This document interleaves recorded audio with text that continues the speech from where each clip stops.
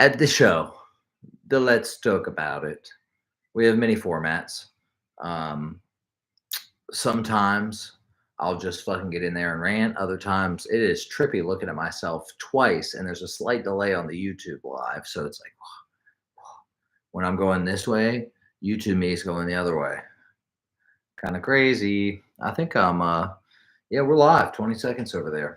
So if you're smart, you'll be on live. You'll be here with us doing it live. Um, if you're not, then you're just fucking here. I probably should have decided to do this and told the instant, and that way maybe a couple people will jump in, but who knows? I'm not pressed either way. Got a couple of formats. Sometimes I'll have a guest on, whether that's a friend of mine or somebody that becomes my friend via the um, the episode and the talking and the hanging out and the having a good time and just loving life, chatting it up. We talk about all things. Okay. Sometimes it's fun things. Sometimes it's crazy things. Sometimes I interview cannabis company owners. Sometimes I own people like Dr. Kim McGeorge, who is really with the science of the universe. Sometimes I interview fucking straight edge hardcore dudes. Sometimes I interview prisoners that were released from federal custody by a nonprofit that helps weed people. Okay. Check those out. Sometimes it's just my buddies. I I just like having cool conversations. So if you know someone cool that wants to have a cool conversation, send them my way. I'm also right now looking for anybody and everyone who has some sort of story with cannabis in recovery. This is somewhat of a recovery podcast, probably not in the most traditional sense, which is fine because fuck them. And it's crazy thinking about how the recovery world's changed so much since I first became a part of it. And while that is very much its own thing, there's a lot of people doing their own thing and saying, fuck 12 steps. It's a cult. And I don't go that far because I do believe that it's very valuable and the principles contained within it. And the steps themselves are a great outline to help you stay clean. Whoa. Drinking a Ghost Energy, Bubblicious Cotton Candy. I was actually very skeptical. Oh, sorry. I was very skeptical that was going to be good. I should have known better because Ghost is usually on their shit. The Bubblicious Cotton Candy gum was always my favorite. That blue and pink, swirly, colored, perfect cube, perfect rectangular prism. That little fucking goose on it, shiny blue wrapper.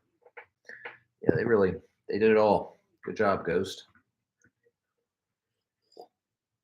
Sponsor the kid. Give me an unlimited supply, and I promise I'll be cracked up on caffeine all day, every day.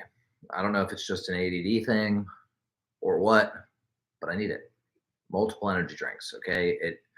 If I looked at the amount of my budget that I spent on energy drinks, it would probably be sickening. Okay. All types. And that's even including some cheap ones. The occasional Rip-It. Rip-Its will get you geeked up. If you're new here, welcome. If you're old here, welcome. If you're somewhere in the middle, welcome.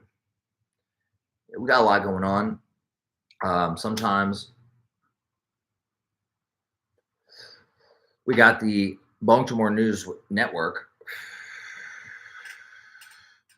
where I go through and pick some articles of some things that I've seen on the interwebs that make me feel some type of way to where I need to share them with you because I didn't know these things were happening. And so maybe you don't know either. And we should learn about them together. Because, I'm a father of three. I look look at ways to improve the situation for my kids. Um, they're amazing. Like I take this dad shit real seriously, and it's important that we learn about what's happening in the world. Oh, and speaking of, I just thought of something. See, the problem is I have too many places, too many different social accounts where I like find little shits, and the problem is that I forget where they all are. So I'll look something up, get the article ready, and then I forget, like, oh yeah, I got this one too. Uh, military base phone takeover Anunnaki.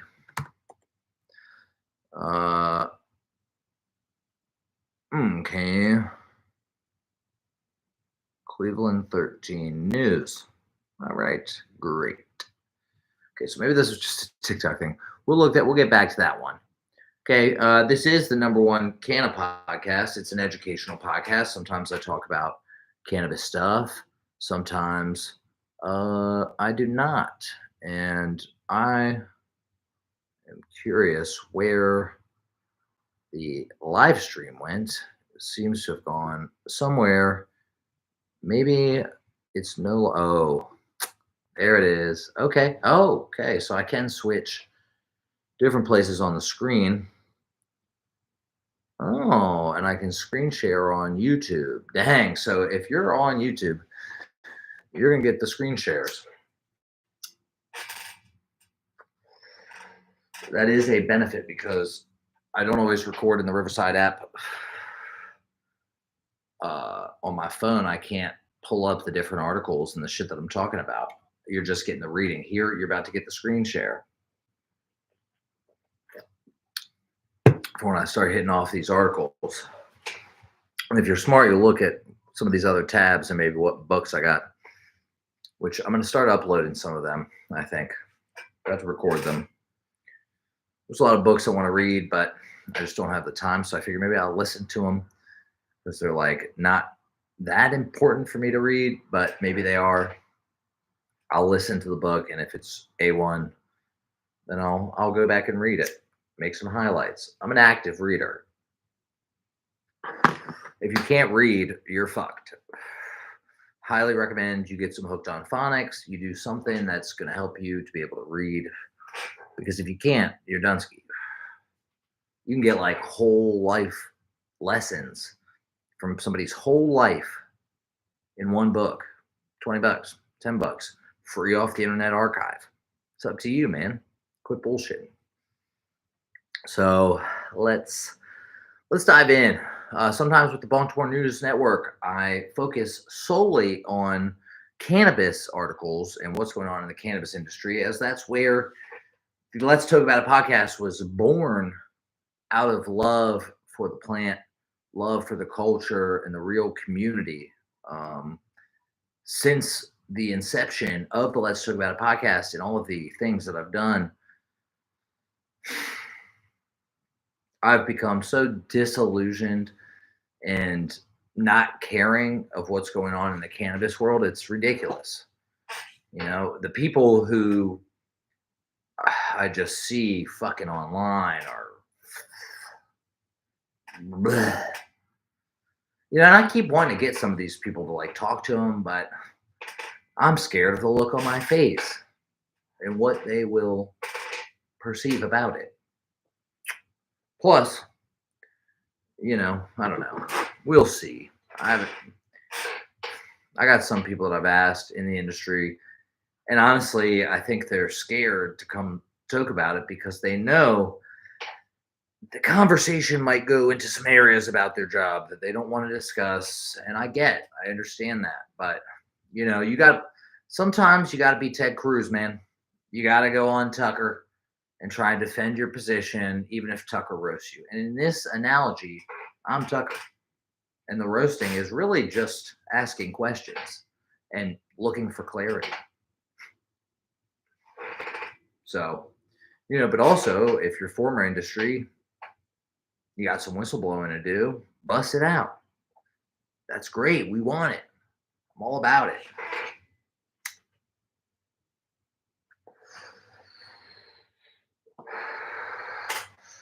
So before I get into it,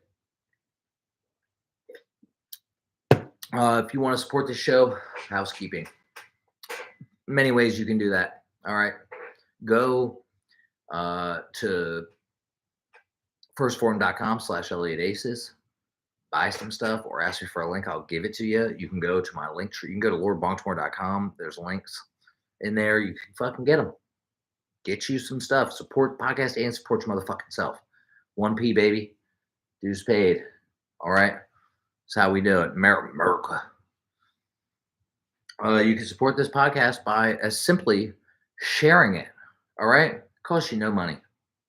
I know times are tough. Be a true American. Love your neighbor. Me, I'm the fucking guy next door. All right. And I'm going to come to bat for you. Shit fucking jumps off. Okay. Because I'm a leader. I'm in the community, all communities. I'm a leader. So we're going to get into it. Okay. I'm going to share the screen here on the YouTubes. Okay. Let's see. Okay, so I'm going to be a little controversial here. I was trying to look for it, but I saw a link talking about earlier about the Carmelo Anthony case and Austin Metcalf. And if you're unfamiliar, excuse me, the general gist, I don't know how you'd be unfamiliar with it. It's something being utilized to continue to further stoke the already great relations between white and black people. I've been on this planet for fucking 37 years. And you see all this stuff, and at a certain point, it's like, well, why? What is happening here? We got all this shit, fake fucking protests. Well, not fake, it's real in the sense that people are there protesting ICE, the Immigration and Customs Enforcement. You just, that one I feel like is kind of easy too, right? It's like, who is the number one Trump voting base? White people. Who's number two? Spanish people. Okay. That's why they're trying to fucking stoke the shit. I just don't understand. How do you, as somebody living, working, breathing in America, go to a protest and wave around a Mexican flag? I mean, does it not seem logical? Just using a base level of logic. If you want to be in Mexico, if you like Mexico so much, why are you in America? So questions to be asked, and nobody fucking hates on the fucking Mexican neighbors that you have that have been here 20 years. They're fucking Americans, dude. At this point, they're fucking Americans. But there is a distinction that needs to be made when it comes to what's been happening at the border the last 5 years. Obviously, there's some semblance of shit being chill now, but a lot of people came in that aren't just asylum seekers looking for a better life in America. And then you got all these fucking people who will throw out shit like, there are no illegal people on stolen land. Okay. Stolen from who? Native Americans? What did they do prior to the colonizing white Spaniards? Well, they fucking raped, pillaged, enslaved, took territory, stole land, territory, beefed with other Native Americans. The shit's not. History is history, man. Humans. It's in our DNA. We want to conquer shit. We like it. And even the weak, pussified, bitch-ass people who are constantly like, these people are oppressive. I mean, that's their way of trying to usurp power is by just complaining and calling shit racist or sexist or homophobic or this or that until they have the power. You know, I have no power. I'm just a regular dude. I don't fucking hate anybody. You know, I actually fucking give people way too many chances. I actually probably should hate some people based on the things that they do and have done to me. But the reality is, you know, I ain't no victim. Never have been. Never will be. Every situation that I've been in that was a bad one where I got fucked over, I was there and I saw some potential for my best opportunity to win. So it is what it is. You know, while we just fucking sit here and fight this shit, and I'm gonna go ahead and just get right into it.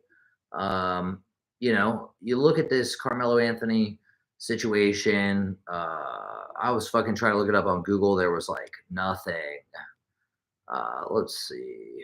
Share screen on this one. Okay. Defense team. I haven't read this one. It was one that I looked up. Marca.com, defense team for Carmelo Anthony. The alleged murderer of Austin Metcalf may face problems following the release of surveillance video footage. Well, yeah, I would, because, you know, there was a slight altercation and the guy, Carmelo, stabbed the other kid in the heart. And let's say he felt threatened. Is feeling threatened at a high school track meet enough of a reason to stab someone in the heart? I would say no. I've been in many situations where I felt threatened, and you know what I did? I got my ass out of there. I definitely didn't stab anyone in the heart. Okay. Most heartbreaking juvenile crime cases, new surveillance video has surfaced that may significantly weaken Carmelo Anthony's defense strategy. You know, and that's why, I mean, I definitely made some comments about it when it happened a couple months ago, but you know, you really see where people are at when this stuff jumps off right away. The reality is that most people, when this happened, were on some straight jackass shit. You know, you see the anti-whiteness come out. Okay, it's like, oh, he did the right thing. How many? His GoFundMe raised almost $1 million. Dude bought a brand new car, got a new house, whole nine. First step, got out a bail lowered, got out released. You know, and it's all put out there to fucking make us get fired up, because I can tell you, I feel somewhat fired up. It's like right is right and wrong is wrong.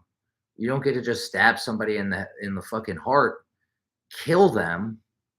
You know, forget the fact that it's like some 17-year-old and the lifetime of potential still available. You know, the lifetime of potential wasted by both people. You know, because if Carmelo Anthony does get convicted of murder and goes away to jail for the rest of his life, I mean, that's not good. It's a waste. Captured from wide-angle cameras at a high school track meet, the footage presents critical moments that contradict Anthony's claim of self-defense and could pose serious challenges for his legal team. Anthony is charged with first-degree murder in the fatal stabbing of peer and rival track athlete Austin Metcalf. According to witnesses, a dispute escalated when Metcalf asked Anthony to move from under a team tent. Anthony allegedly responded, "Touch me and see what happens," then drew a knife and stabbed Metcalf in the chest.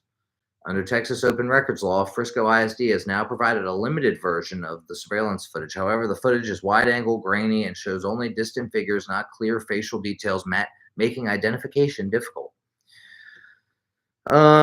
Legal analysts warned that the new footage could significantly undercut it. Texas law, deadly force is only justified if the defendant reasonably believed they faced imminent danger beyond just verbal provocation.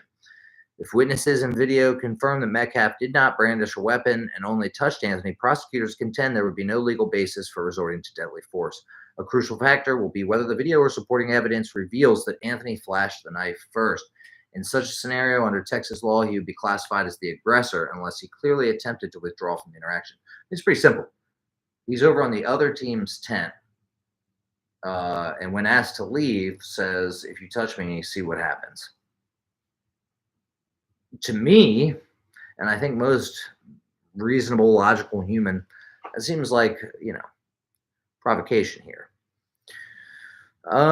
Witness accounts already quote Anthony saying, "Is he okay? And will this count as self-defense?" Shortly after the stabbing, potential indicators he recognized the gravity of his actions. Amid intense local and national coverage, including public rallies and heated online debate, the video's emergence offers prosecutors a focal point for their narrative. Anthony may have wielded his knife as a first strike rather than an act of preservation. What remains unclear is whether the surveillance footage captures any physical moves that could tip the scales, stepping forward toward Metcalf with the knife drawn, or a clearer timeline showing Anthony's abrupt escalation. The defense team, comprised of attorneys Mike Howard, Kim Cole, and Billy Clark, previously emphasized Anthony's clean record, academic success, and athletic commitments while seeking to show his actions stemmed from fear rather than malice. Right. Okay. Yes. But, the whole wasted potential comes into play. The fact of the matter being that this kid is fucking his whole life up. And he killed another human for nothing. What is that supposed to say? How are you supposed to feel?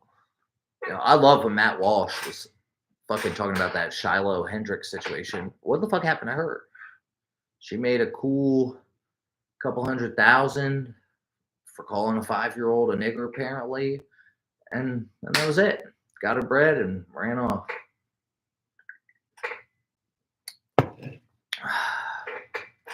Kind of crazy. I'm gonna have to fucking edit that out because YouTube might take it down. God damn it. Oh, maybe not. Who knows? We will see. We will see. Okay. And then, I was actually having a hard time finding this shit. So,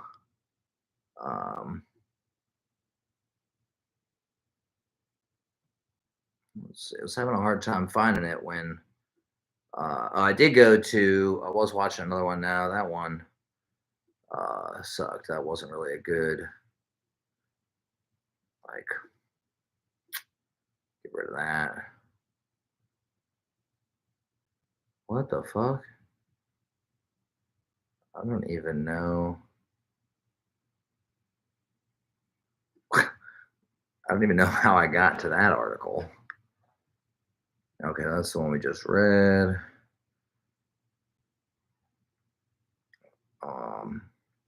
Channel 13 News in Cleveland posted about a viral TikTok that claims military-based phones were hijacked by Anunnaki messages, and it sparks an online frenzy. I think this is one of those ones. I'm not like one of the Anunnaki guys that really buys into any of that. And because it's become so popular, and the reason why I don't buy into it is because I've listened to a fucking million podcasts where they talk about that shit. And, a lot of it comes from that dude, Zachariah Sitchins, and the books that he wrote. And, it's like, to me, it's just like some L. Ron Hubbard shit, some Scientology. Sounds good. It's some fucking Billy Carson shit, which that dude has been shown to be wrong about many of the things that he's been selling for years. Wes Huff destroyed him. And it's kind of hard to really buy into any of that shit. But anyway, I found it funny when I saw a video talking about this military base who claims their phones were taken. And then subsequently, I saw another video talking about a whole town had this happen, apparently. So big shout out to Channel 13 News Cleveland for busting this joint out. Hold on, I'm gonna go ahead and share it. Share screen. Chrome tab window entire screen.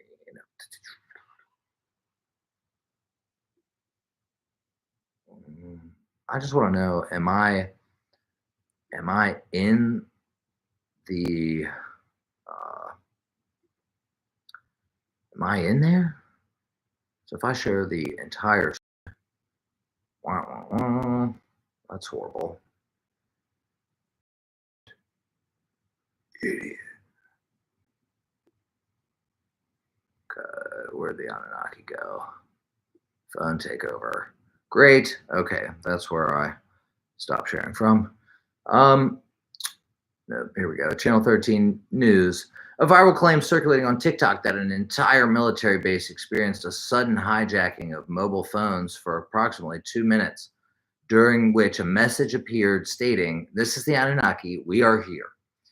The story, which has gained traction across several social media posts, remains unverified and unsupported by any official or credible sources.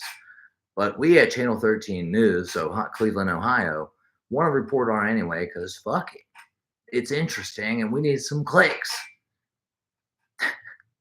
And if you're unfamiliar with the Anunnaki story, essentially these are beings that come from a planet called Nibiru that's within our orbit.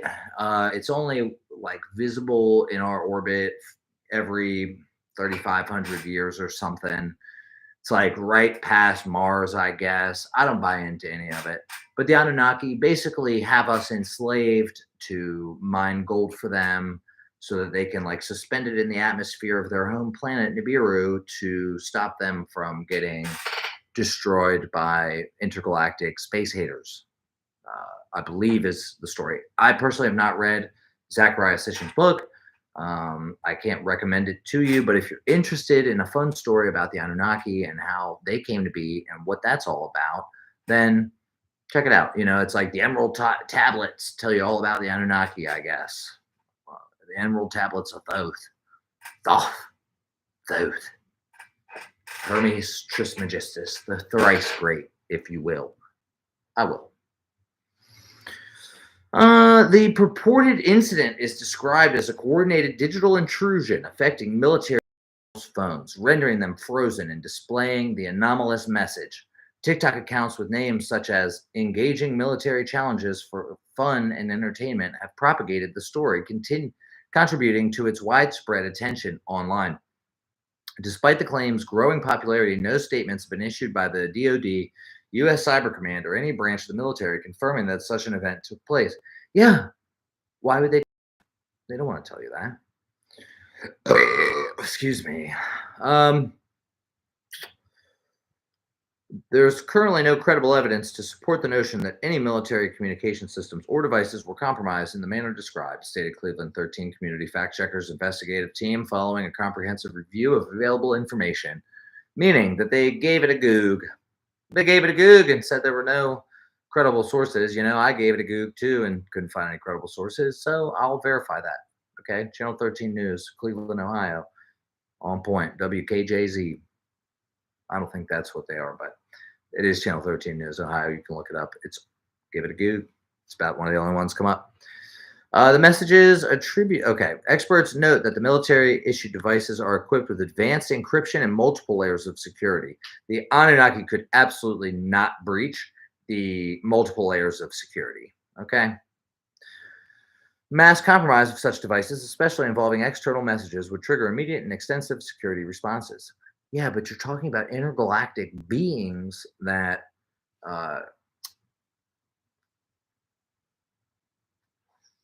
can do whatever they want.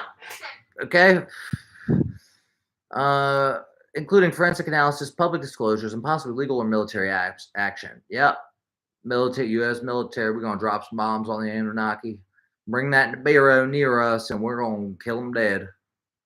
Fucking Ted Cruz is going to go on Tucker talking about how we need to be hawking fucking peace through strength.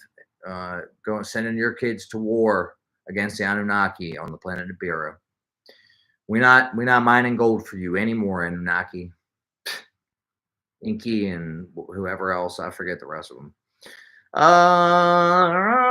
The message attributed to the Anunnaki references a group of mythological deities from ancient Sumerian lore, often cited in fringe theories, but without any grounding in scientific or technological reality. Agreed. There's no recognized connection between these mythological figures and any modern military or technological operations. Cybersecurity analysts have also emphasized the technical implausibility of the event. Any such infiltration would likely leave extensive digital footprints in the form of logs, security alerts, and network anomalies, none of which have been with this claim. So clearly, it didn't happen. Prior documented cyber intrusions, including recent attacks on secure messaging platforms, bear no resemblance to the scenario. The most plausible explanation, according to analysts, is that the incident is either a hoax, a staged social media prank, or a gross misinterpretation of an unrelated technical glitch affecting personal, non military devices. Story exists solely within the ecosystem of short form social media content and lacks any corroboration from independent or official reporting. Now, I need to know real quick Anunnaki. Oh, that's not doing anything. I guess while I'm sharing the screen, I can't search, so we'll stop sharing here. Okay. Okay. I wish this would like green screen behind me. Manage. Huh. Okay, I don't know. Pop out dashboard. Okay.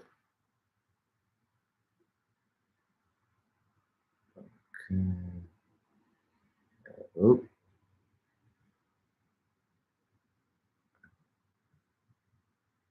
I got the pop out dashboard. Recording apparently is going excellent. We've had one view. Great.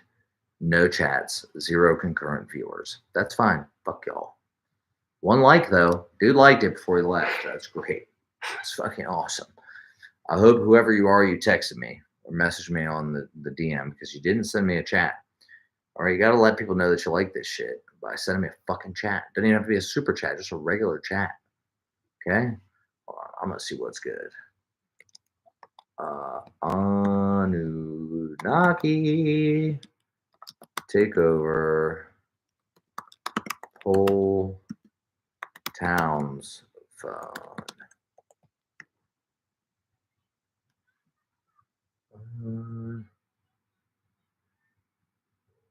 Wow, there's a lot of posts about the Anunnaki that have nothing to do with this. Okay, so we'll get off that topic. We don't even fucking care. Who cares?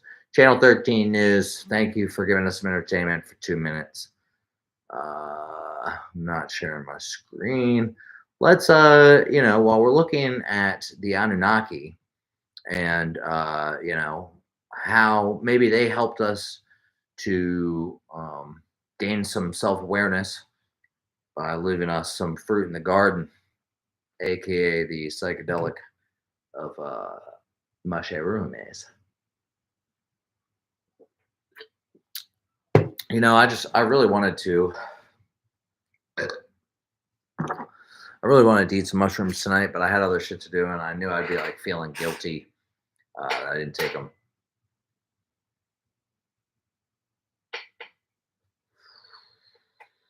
District Cannabis, friend of the Let's Talk About It podcast, episode 13, Ed Whedon, or 12 maybe, Ed Wiedenfeld, one of the founding members of the District Cannabis, rest in peace. We smoke runts in his building. So I talked about that in a recent episode. That's all good. You loved it. Let me see. So anyway, Fruit of the Garden. I guess I will share the screen. We're not partners yet, but I'm sure that at some point we absolutely will be. Beard Bros Farms. Where are they?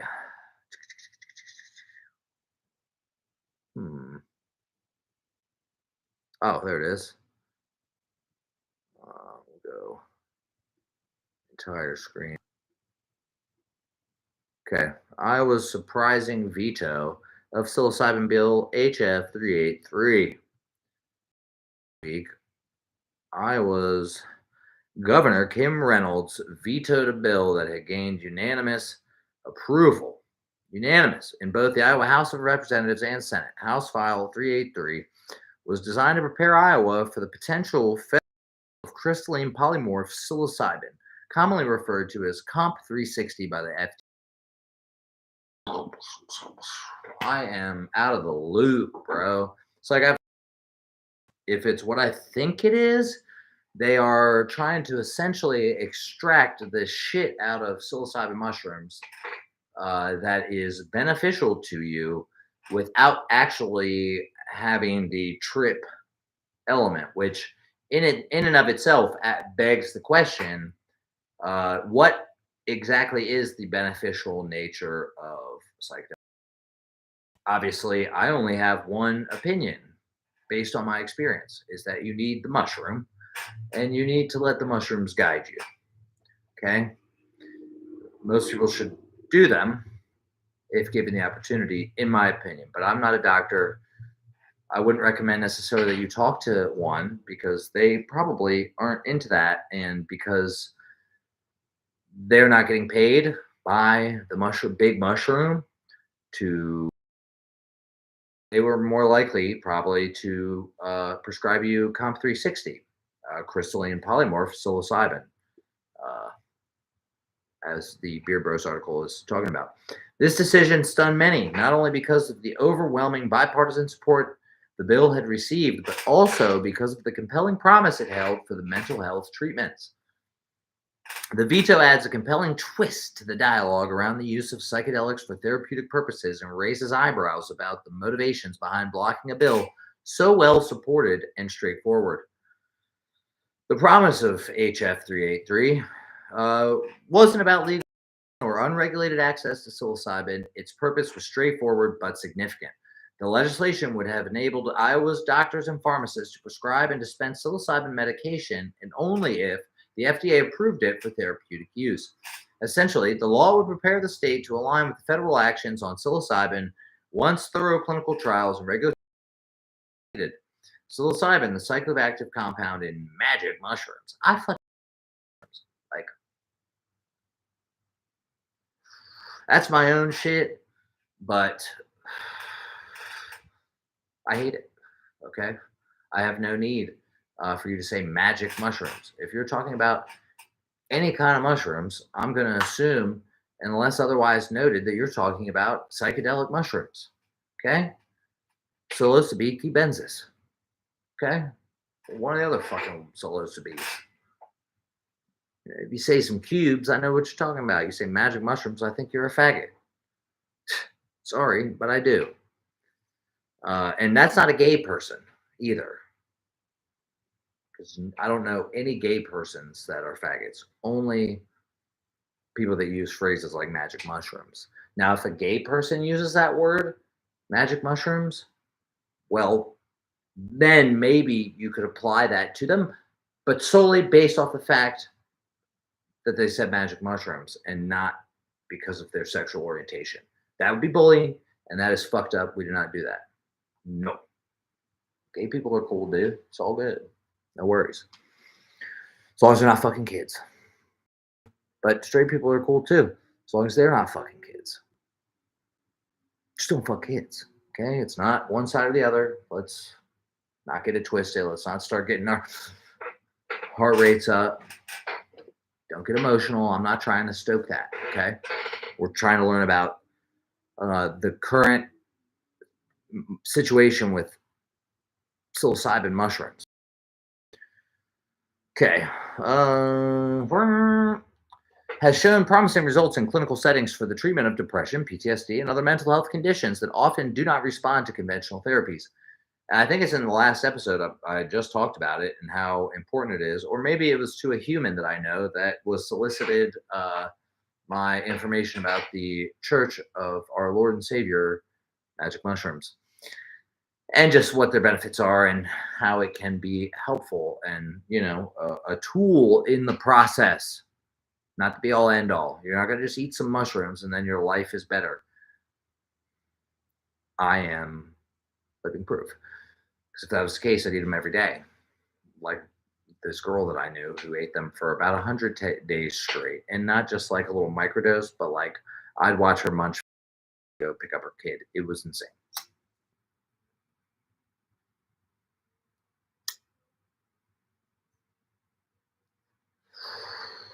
Comp360, a synthetic form of psilocybin, is already undergoing trials for the purposes. If approved, it could bring a hope to many individuals struggling with these treatment-resistant conditions. Resistant is just you're giving the wrong treatments. Pills are not the answer for depression. Yeah, there's some other shit, but people's brains are fucked up. I'm not going to argue. But most people that are depressed, it's because they're not doing dick with their life. They have no relationship with God, no understanding of gratitude, no fucking self, no meaning. Look at their life. What are you doing? Okay.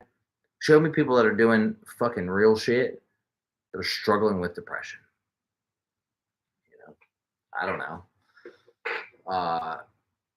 Whenever I get depressed, I just think about my fucking life and how grateful I am to reach another fucking day. And I know that there's some kid in Africa who fucking didn't even have any water or food today. And I'm all right, I'm complaining on my fucking Chinese slave phone right now. So life ain't that bad.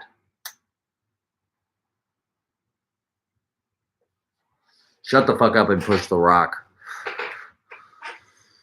The bill was not groundbreaking in its approach. Similar initiatives have already gained traction in other states. Colorado recently signed such a measure into law, and Oregon has been at the forefront of psilocybin medical licensing. With HF 383, Iowa lawmakers attempted to get ahead of the curve, creating a pathway for medical professionals to follow federally backed science.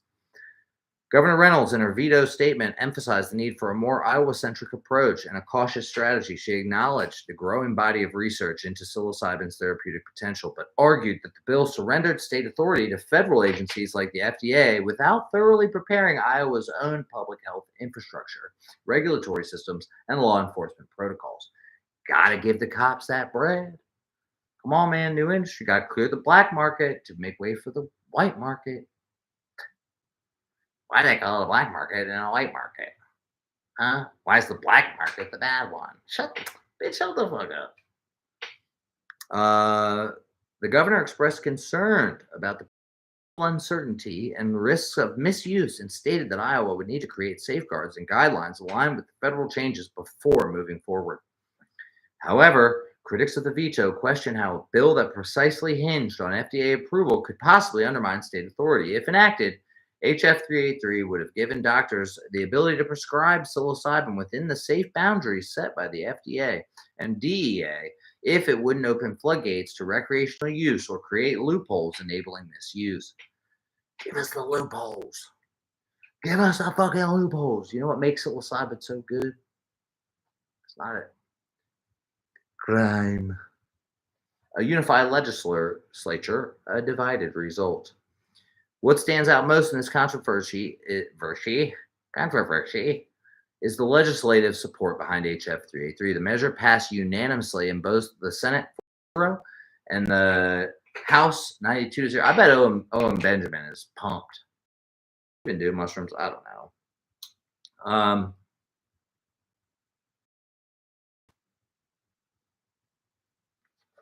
What stands out most in the House, 92-0, an increasingly rare feat in today's polarized political climate. Partisan consensus on such a sensitive issue underlines the thoughtful approach lawmakers took when drafting the bill. Despite overwhelming legislative support, yeah, they got support because somebody, if there's political action being taken toward legalization of psilocybin, somebody is paying somebody. The reason for the governor's decision, despite overwhelming legislative support, remains subject to intense debate. Representative Brett Barker, Nevada, who managed the bill on the legislative floor, expressed surprise to discuss the governor's concern further. It's unexpected, he said, to the Iowa, the general sense of confusion among lawmakers and advocates. Yeah, well, they don't want to legalize mushrooms as they are, as God gave them to us, but in their little bullshit medical way, like they did with fucking weed. Marinol, remember those? My one homegirl used to get them. She called them whoopers. She meant whoppers, but she called them whoopers. Iowa's veto comes against the backdrop of a shifting landscape in psychedelic medicine policy. States like Maine, New Mexico, Missouri, and Virginia have discussed or moved forward with psilocybin-related bills this year. Trajectory suggests a growing acknowledgement for the potential for psychedelics in healthcare, particularly for mental health conditions, yet Iowa's decision introduces a roadblock to the momentum. Governor Reynolds' insistence on waiting for clearer federal action by some, but it also risks leaving Iowa behind when federal approval eventually comes. Psilocybin isn't just a niche topic anymore. White women at brunch are talking about taking their microdose pills. My my baby mom takes fucking mushroom microdose pills. That's how you know this shit is in the mainstream, bro. She ain't taking them for me. You know, I mean, she ain't ever tripped. I don't know where she even gets them. I got nothing to do with it. I don't even know if they're real. Clinical trials continue to highlight psilocybin's role in creating lasting effects for individuals who struggle with PTSD, depression, and anxiety. These trials follow strict scientific and regulatory guidelines, making the substance far from experimental.